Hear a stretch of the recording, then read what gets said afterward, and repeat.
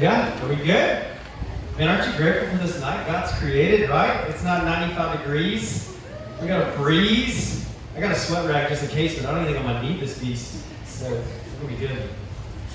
So there's a lot of new faces, and I'm grateful for that. Also, I'm going to move this and try to not break an iPad. I broke an iPad last week doing this, so I hope I don't do that this week. So there we go. So we're studying a book for the summer. What book is that? Mark. Let's say it again. What book are we studying this summer?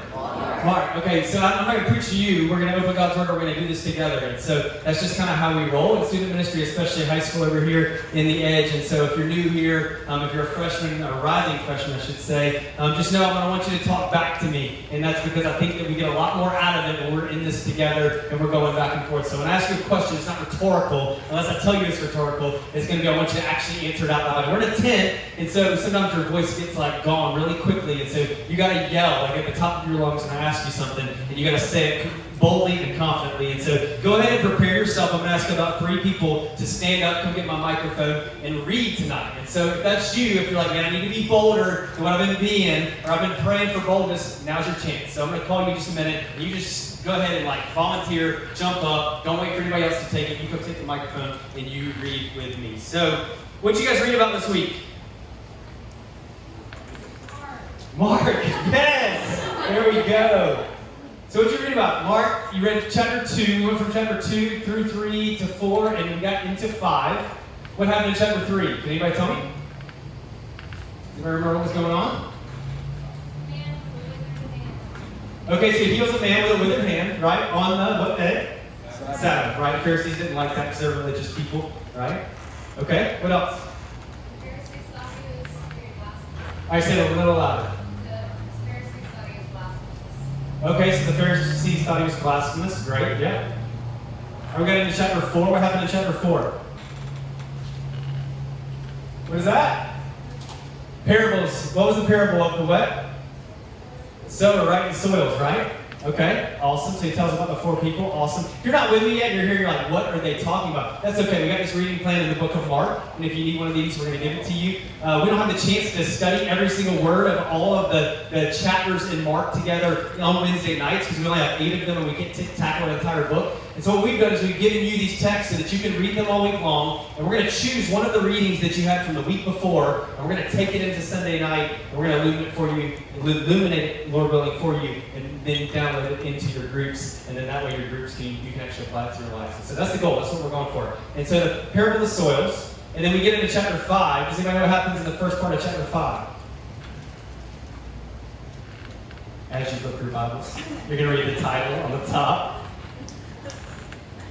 So I think it's really cool to do this, because if you do this every single week, you're going to know the book of Mark like the back of your hand. It's going to be really cool. Somebody's going to tell you, like, hey, do you know that story of the soils? You're going to, it's in chapter 4 of Mark, and you're going to flip there confidently. And so we're going to do this every week. We're going to recap a little bit, see what you read. And so what happens in those first few verses of chapter 5? I'm going to set this up, and then we're going to the middle of chapter 5. So if you have a Bible, I hope you do. I'm going to invite you to open it. And go ahead and get there. If you have a phone or whatever you need to, please open that as well. So what happens in the first part of chapter 5? Did you ever read that? Was that on the reading plan yet? Did we do that? I think we did, yes. Okay, let's go. I'm going to check it right now. Yes, we did. Yes, we did. Actually, we skipped it. We did not. Ooh, 20 verses we did not hit. But maybe you read them anyways. Did anybody read them? We need the demon possessed. Okay, so Olivia, what happens with the demon-possessed man? What's he do? He begged Jesus to send demons after he sent him. And what does Jesus do? Does he karate chop him in the throat? No, what does he do? He sends him into the pig. Yes, he sends the legion of demons into the pigs. Pigs go into the ocean, or in the river, not an ocean, not either one of those things. What do they go into? What? The sea. Yeah, there you go, the sea. And they drown, right? And so this is the people's livelihood, so they're not happy, right? And so we got to get there quick because I got to actually preach a text tonight. And so they're not happy, and so they send him away. They're like, hey, please leave our place. And so he gets in a boat, and he goes to the other side of the sea. And so what happens in chapter 3, chapter 4, chapter 5, you see Jesus going back and forth across the sea. And so he does ministry, there's a crowd. It says that they were pressing in on him so much in chapter 3 that they like almost overtook him and overwhelmed him. And you see Jesus kind of sneak out of it and get in the boat, go to the other side of the sea. Other side of the sea, he's ministering again. Then the crowd comes where he's at because things happen when Jesus shows up. And all of a sudden he has to kind of slither away again. He's so tired from ministry, he falls asleep on a boat. And what happens when he falls asleep? right? Yeah, the storm comes, right? So the storm comes and they're freaking out and they wake Jesus up. Surely you're not going to let us die. And he says to the storm, peace, be still. Calms the storm, goes to the other side. Now he has a demon-possessed man right when he gets off the boat. And so now, casts this demon out, gets back in the boat. And you get this sense, right? That like, surely Jesus is going to take a rest. Like, surely he's going to take a day alone. Surely he's going to get away with his boys and do something fun, right? Because life can't just be all about just pouring out. It's got to be about a time where I rest, or I renew, or I do something for myself, right? Well, that's not what we're going to see in Mark chapter 5 as we open up our Bibles to verse 21. Who wants to read verse 21 through 24 at the front of the room? Real bold tonight. All right, come on, Luke Crabtree. He probably already has it memorized. Let's be serious. If you don't know Luke, you need to get to know Luke. Luke loves the Bible in an awesome way. All right, man. So 5 verses, 21 through 24. Okay. Now you got to hold this. Yeah. There we go. And when Jesus was passed over again by ship unto the other side, much people gathered unto him, and he was nigh to the sea. And behold, there cometh one of the rulers of the synagogue, Jairus by name. And when he saw him, he fell at his feet, and besought him greatly, saying, My little daughter lieth at the point of death. I pray thee, come, and lay thy hands on her, that she may be healed, and she shall live. And Jesus went with him, and much people followed him, and thronged him. Cool. Y'all give it up for Luke. Awesome. Somebody else, just go ahead and get ready. I'm going to get you to read a bigger passage in just a few minutes, and so we're going to get there. So here's what happens. So you have a dude, right, on the other side of the lake where he goes to Sea of Galilee. He gets there, he gets off, and this guy comes up, and this guy's a ruler of the synagogue. A lot of people in different translations will say he's one of the officials of the synagogue. So those were usually the Pharisees, right? So what do we know about the Pharisees in Scripture? What, right? Yeah, right? They never get a good name. Every time you see the Pharisees meet Jesus, it's their religion and what they can do for him or do for God. It had little to do about this person, Jesus. And they really thought he was offensive to their religion, and he was actually the fulfillment of the religion, but they're offended by him. And so this man, being a Pharisee probably, kind of an official of the synagogue, was a very religious man. And I can imagine with a 12-year-old daughter that's on the brink of death, he probably has already tried everything that he could possibly try in his religion to try to bring some type of solution to what's going on with his daughter. And so you see this man desperate. He's heard about this guy named Jesus by now, right? Because Jesus has been pinging back and forth from both sides of the sea. He's been healing the lame. Remember what happened last week when Austin preached? What happened to that guy on the mat? Right? Get up, take your mat, and walk home. So you can imagine that if a crippled man from the time of his birth gets up and walks home, people start hearing about it, right? The news channels are flashing, something's going on. This guy named Jesus of Nazareth has shown up, and things change when you get into his presence. And so this man goes, well, I need something to change. My 12-year-old daughter is on the brink of death. And so it says that what he does is he comes up, and let me read it again. It says, then came one of the rulers of the synagogue. Some people say it's Jairus. I can't really say it, so we're supposed to say Jairus. Jairus by name. And seeing him, so he's looking at Jesus. He comes face to face with him. This is his moment. And it says that, what does he do? What does he do? What does he do? He falls to his feet. He falls to his feet. It says that he implored him. That word is like pleaded with him to come and do something. So he's pleading with him, saying, my little daughter is at the point of death. Come, lay your hands on her so that she may be well and live. Two things I want you to see. We're going to have 3 points. These aren't the points. This is kind of the intro points going into the points. But this is what I want you to see about this. One, the confidence of Jairus that Jesus will do exactly what he's asking him to do.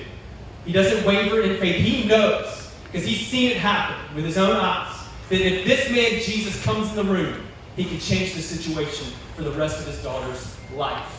And he can bring her back to life, which we'll see at the very end of this chapter today, that you'll read when you get in your life groups. So I want you to see the faith and the confidence. The second thing I want you to see is the desperation. The desperation for Jesus to show up and do something. I'll never forget, I was at Nick and Jesse Duke's house one night with the Sprouses and Lewis's and others, and they had a zip line that goes from like right to left across the yard. And the first about 8 feet of that is actually over gravel. Probably not the smartest idea. No offense to Nick Duke to have gravel with a zip line with kids, but they do. They just have it, and then it's grass the rest of the way. And it's also a little zip line. It's not very high, but my Gabriel, you have to get on this platform, right? And I can't really see anything. Can I stand on this? I'm not going to break this. So there's a platform. You got to get up on the platform, and you got to reach. And he's not quite tall enough. Please don't break. I'll pay for this if it breaks. I swear, whoever's it is. So he reaches, and I saw him, and I'm like by the back porch. And so he's a little ways out, and he goes to grab it, but I watch only his fingertips catch it, and then he goes. And within a couple seconds, his fingertips slip, and he falls directly on his back. And in a moment, my son, 4 at the time, he's 5 now, turns absolutely blue. His back was like this, and before, I don't even know how quick I got there, probably like sprinted seriously like a 3-4-40 or something crazy. And I got there, picked him up, he's in my arms, and I cannot tell you the moment of what it feels like when your own child that you love and you want to do everything for them, you want to provide for them, you want to protect them. In a moment, he's going backwards, he's blue, he can't catch his breath, and there's absolutely nothing I can do. I cannot describe to you the feeling of hopelessness in a moment like this, where you have no control over the next few moments of his life. And in a few moments, I breathe in his face. We had to do that with my other son before, and he finally gets back to it and crying and finally catches his breath. But those like 3 seconds, y'all, felt like a lifetime. And so I can imagine, man, this guy, Jairus, he's got a daughter, man, he loves her dearly. So he's willing to go like to whatever cost he has to go to change the situation. Here's what I want you to see is that he's desperate. He's desperate for Jesus to come and to interact and to change the history and the future of his daughter. And so anytime I'm reading the Bible, and if you've ever been around me any length of time in a life group or anything like that, or a D group, I like to ask 3 questions. And so I want to equip you guys. Part of what we do here is to equip you to take this thing, which will mess your world up in a really awesome way, and to be able to read it and to study it on your own. I want you, when you graduate, my goal is that you don't need someone to necessarily preach to you, but you just enjoy people preaching to you because you are just devoted to this in and of yourself. And so part of that is equipping you with the right questions to ask when you come to a text. And so 3 questions that I ask anytime I come to a text. I think Austin said them last week. Does anybody know what those were? What do you think the first question I ask when I come to a text is? What does it tell me about God, right? So that's a great place to start. It's easy to read Scripture and try to jump right to what it says about me. But let me tell you, when you take your eyes off of you is usually when you get the right placement of everything. And so start with God and then bring yourself into it. And so I want to ask a question. What does this tell us about God/Jesus is the first question. The second question I want to ask is, what does it tell us about man or me? Like, what does it tell us about humankind? What does it tell us about our natures? What does it tell us about our tendencies? And then the third question I always ask is, what is the example that I should learn to follow? Is there something in the story that I can insert myself into and I can put into practice in my own life? And so what does this tell us about Jesus? So what do you think? What do you think this story tells us about Jesus in these first 5 verses? This is like life group style where you actually answer. So what do you think it tells us about Jesus? Come on. What does it tell us about Jesus? What happened in the story? What does he do? He's Compassionate? Okay. What else? Yeah, go ahead, Scott. Have eager faith like this man. Say it again? Have an eager faith like this man. Okay, so that's what the man does. Let's talk about Jesus, though. What does Jesus do? Yeah, that's fine. We'll get there. We're going to get there. So he goes with him. So he has compassion, and he goes with him. And this is what I want you to see. Jesus was willing to be interrupted. I'm going to bring this down here. I like being down here with you guys. It's going to mess up your video like crazy, but we're going to get over it. So here's what I want you to see. Ministry for Jesus was not a compartmentalized area of his life that he went and did ministry and then he did his own thing. That's not the way life was lived like Jesus. What happens with Jesus is all of life is ministry. And he was slow enough and intentional enough to see God-ordained moments for ministry to happen in his life. Right. So I wonder for us, what would it look like for us to slow down enough, to see people enough, and to lean in instead of leaning out of people's lives? We see from Jesus that he was willing to be interrupted. So what's crazy about this story as it goes on, and I'm not going to read it right now because we got to get going, but so Jairus comes, daughter needs to be healed. He immediately goes. So that's crazy. He had to have had some plans, right? He had to have had something he was going to do with his boys in the boat. But they don't even tell you about that because he automatically goes, ministry's happening and I'm going because there's a need and I'm coming to meet. And so the posture of Jesus' heart was always first to do the will of the Father in obedience to the Father. And so he goes. But look what happens on the way. Let's read it. Who cares? We'll just go long. Somebody want to read it? So Matthew chapter 5, 24 through 34. So 11 verses. Who's got it? Who? Sarah Sovereign. Yeah, come on, girl. You got it. Come on, Sarah. You got nominated. You got nominated. I'll bring it to you. How about that? I'll make it easy on you. All right, cool. So 24 through 34. So Mark chapter 5, 24 through 34. I'm not messing. Did I say Matthew? I'm sorry. Yeah. And he went with him, and a great crowd followed him and thronged about him. And there was a woman who had had a discharge of blood for 12 years, and who had suffered much under many physicians, and had spent all that she had, and it was no better, but rather grew worse. She had heard the reports about Jesus, and came up behind him in the crowd, and torched his garments. Touched his garments. Torch them and not be gay.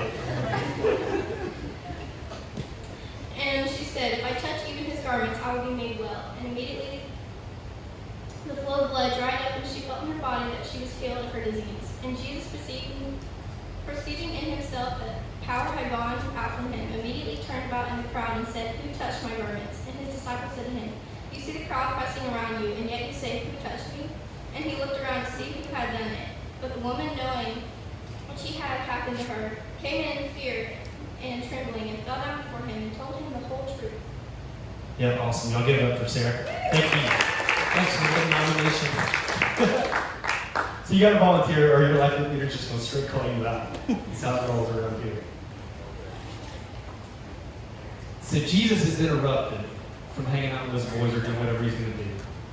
Fully goes with Jairus on his way. For about the 6th time in 3 chapters, a crowd throngs around him. Do you have any introverts in the room?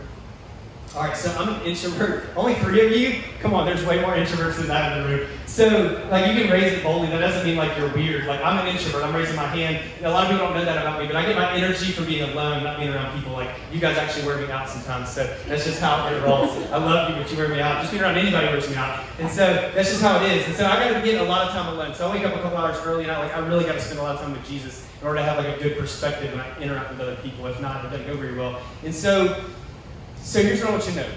If you're an introvert, you probably don't like Thanksgiving Day, right? You like Thanksgiving because Thanksgiving you're supposed to like it, right?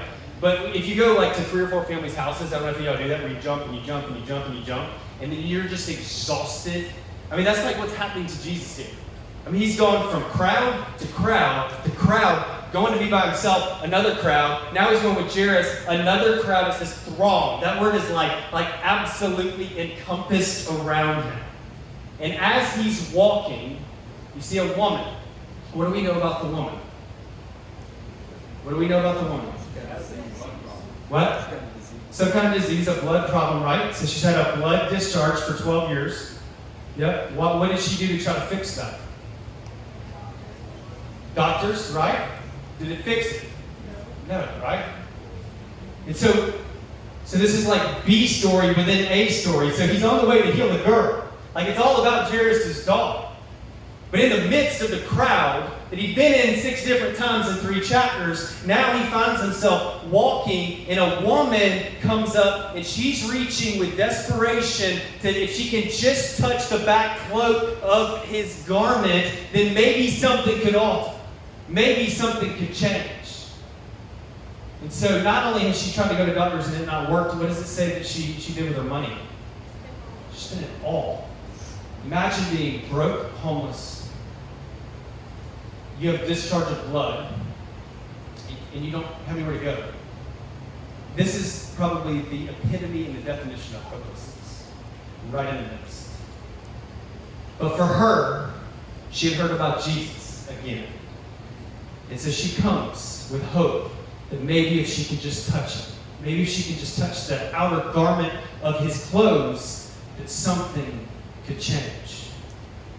And so what I want you to see about the woman, and what I want you to see about Jairus, is that both have situations of sickness that need to be healed. So I told you we're going to start with God. So we just learned a lot about Jesus, right? Jesus is willing to be interrupted. He's in perfect communion with the Father, that he yields his will at all times to the will of the Father and goes where the Father wants him to go to minister to people that need to be ministered to. So that's number one, right? So he's willing to be interrupted. Number two, insert yourself for a second in the woman and with Jairus. What do we know about both these situations? What's going on? What do they both have? What did you say? Okay, so childlike faith, that's the positive side. What did you say? Sickness, right? Sickness. So I think there's a theme that we're going to see over and over and over again where sick people come to Jesus. Why? Why do sick people come to Jesus? What do they believe? They can believe they can be healed. Here's the truth of the gospel. And all of us have got to come to grip our minds and our hearts around. Is that you did not want to seek after God the second you were born. You were born with a sickness called sin. And this sin issue is not just like a little rash that comes up from time to time when you don't do something or you do something you know you're not supposed to do, and you just kind of need to put a little Jesus cream on it and hope that it's going to feel better. That's not the issue with sin.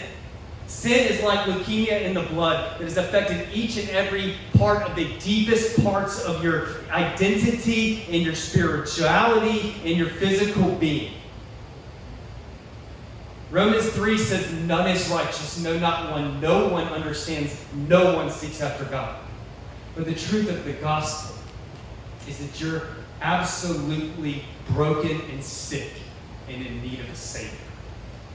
And when we realize that we have a need just like Jairus with his daughter, and just like the woman that touched his cloak. That's the place that we lean in, and we're desperate to come into the presence of Jesus. Because if we realize how broken and sick we really are, then we need, and we realize not just how depraved we are, we realize how glorious what Jesus did for us really is. Because when he paid the penalty for our sin on the cross, it says that his blood washes over the sin issue and the sin problem. And the cross is the remedy. It is the remedy. It is the medicine. It is the thing that brings healing to brokenness in our hearts and in our lives. And so we learn that Jesus is willing to be interrupted. The second thing we learn is the sickness of these people and the sickness of our own hearts. And then the last thing I want you to see before we're going to break out, and you're going to talk a little deeper of how to apply this. Look at verse 22 and verse 33. Can somebody come up and read those two verses? 22 and 33. I'm going to invite Austin to come back up. We're going to sing one at the end tonight. Yeah, come on up, please.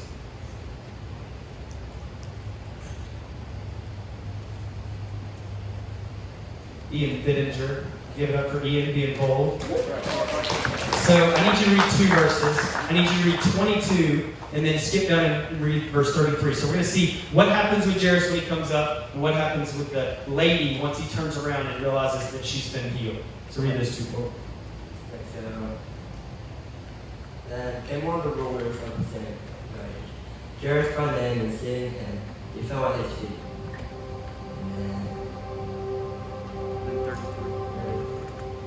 But he looked around to see who had done it.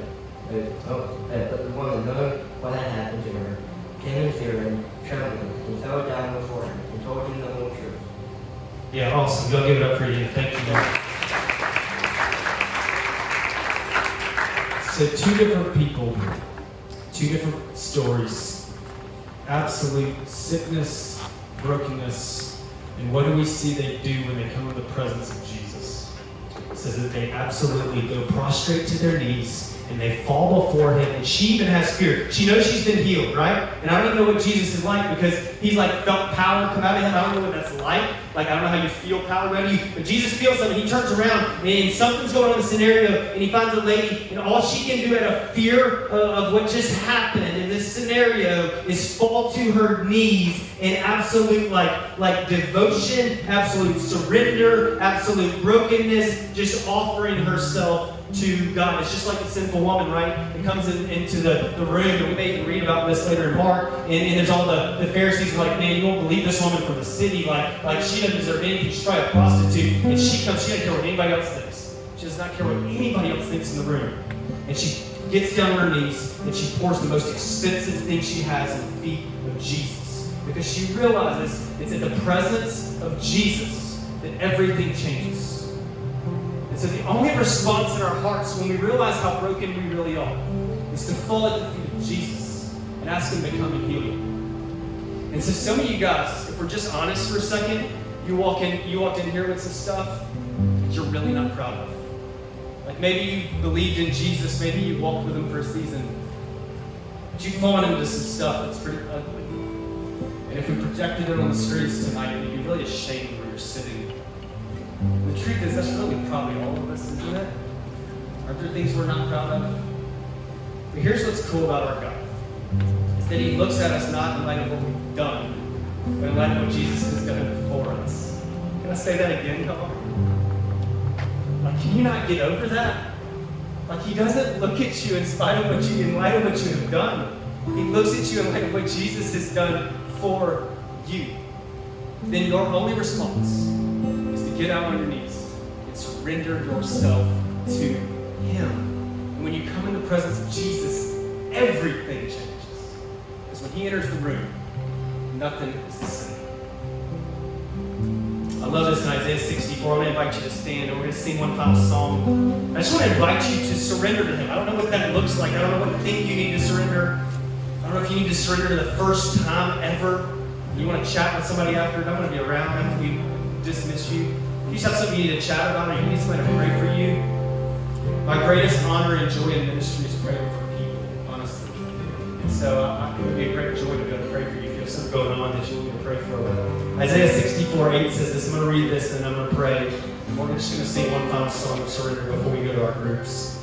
Sorry, life group leaders, you're going to have to be a little shorter in your groups tonight. Isaiah 64:8. That's what it says. But now, O Lord, you are our Father.